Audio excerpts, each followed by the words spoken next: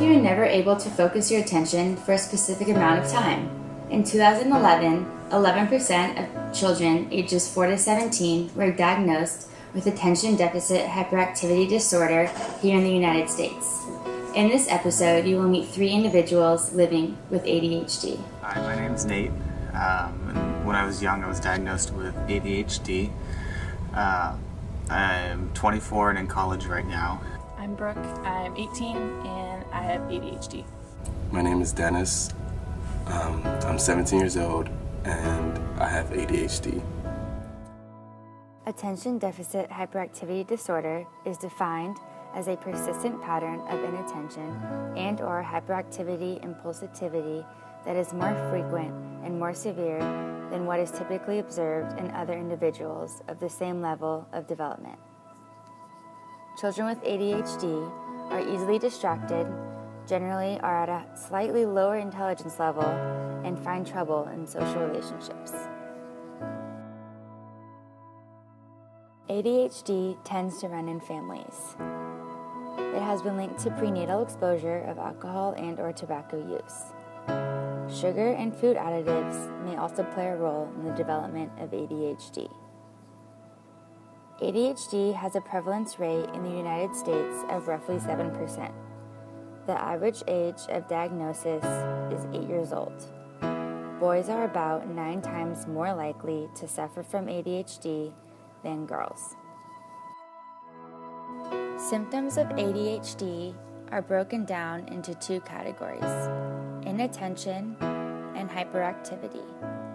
Some examples include trouble listening when spoken to, difficulty waiting their turn, fails to finish daily work activities, and difficulty remaining quiet. Treatment options for ADHD include medication and therapy. Adderall and Ritalin are the most common medications used for ADHD. Behavioral therapy with positive reinforcement and psychosocial treatment are the best types of therapy for ADHD. Therapy plus medication is the most effective way for treatment of ADHD. Having ADHD in college is the easiest thing. In high school, things are really regimented, and you have your teachers and your parents who are really helping you get through things, and everything's scheduled and programmed, and everything flows really nicely. But when you come to college, you're kind of just out on your own. And so it was kind of a struggle for me initially, because I had to I really got put on my butt my first quarter and realized that I needed to be better with scheduling my day, so that way I can schedule classes and breaks and eating and when I need to take my medication and whatnot, because my parents weren't going to be there to help me with that anymore. Even with my medication, it still can be difficult. I try to every quarter schedule classes where it's only classes meet for 1 hour at a time, so that way I don't get too distracted and then I don't take good notes. And I try to record my lectures, that way I can go back over the material later in case something did come up in class that was distracting or I just wasn't having a very good day. But it's just really important to be diligent.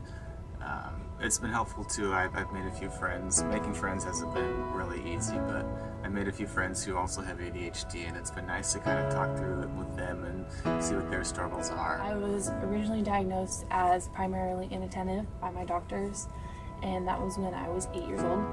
And then it wasn't actually until I was 12 that I was recognized as having ADHD. Growing up was super difficult. I had a really hard time in school. I was constantly acting out and I was disruptive in class and I was getting in trouble all the time by my teachers. I also had a really hard time making friends with kids my age. The kids didn't really like me that much because I was almost a bully. I would kind of start fights and I was argumentative and I would sometimes hit people for absolutely no reason. I would sometimes intentionally, break their things, and I was just kind of a menace. So that made making friends pretty difficult.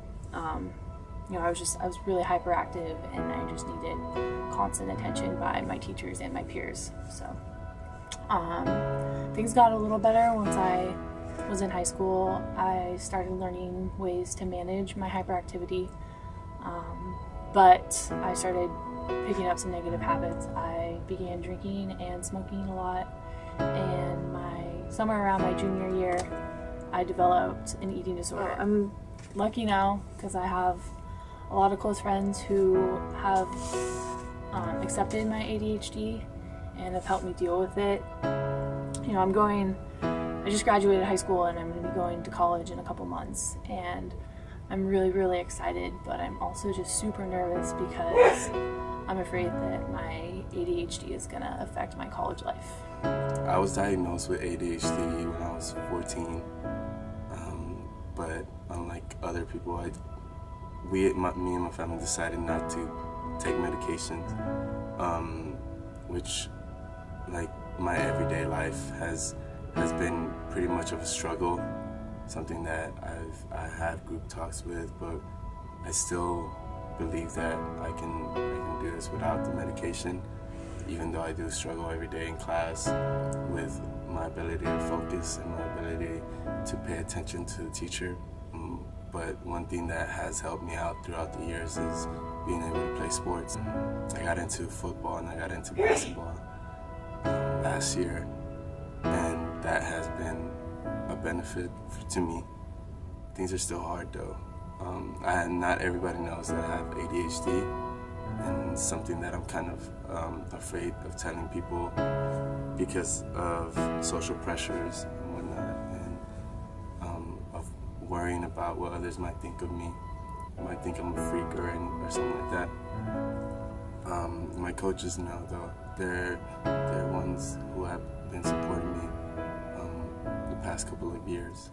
Family life it's been iffy, and I have admittedly been giving my parents problems because I'm just acting out against them. I'm arguing for any little thing against them, and I don't know why, and I don't know how to stop it. And I just argue with them, and I shout and whatnot for the littlest things. Whenever it can be kind of like things aren't the way it's supposed to be, and it's just me getting distracted by the slightest of things. A survey found that 40% of middle school students and 15% of high school students have emotional and behavioral problems with an ADHD or prescribed medication, mostly Ritalin and amphetamine, and school nurses administer more daily medication for ADHD than any other chronic health problem. Some of the behavioral techniques I tell teachers to use include selective reinforcement and positive reinforcement, which has them structuring the learning material and tasks in a way that minimizes error and maximizes immediate feedback and success. A lot of teachers have found that very successful, especially for short-term gains. And with parents that come to me and ask me questions, I tell them to use family therapy, which is also found to be very successful. So, how have you been doing since our last session together? I've been doing all right. I talked to you last time about my relationships with my friends. They were kind of struggling a little bit just because I've been, I don't know what the word is, kind of rude to them. I kind of sometimes will just pick fights with them for no reason.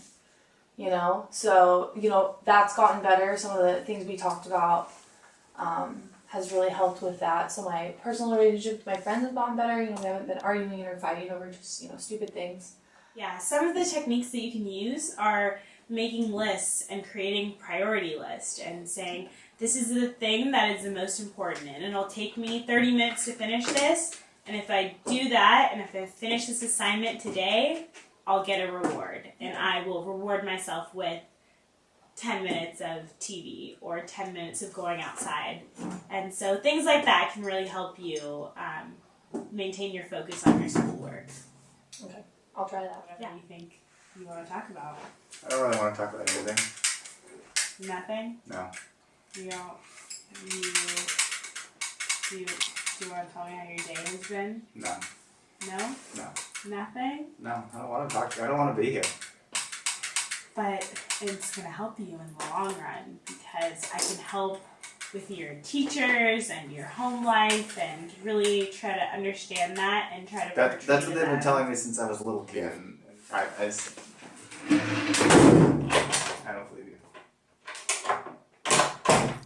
On this episode of True Life, I Have ADHD, you met with 3 individuals who are suffering from a mental disorder called Attention Deficit Hyperactivity Disorder. As shown in this episode, you can see ADHD is a relevant and very serious mental disorder. ADHD diagnosed individuals struggle with their everyday routines, but with treatment and medication, people with ADHD can strive to live normal and healthy lives.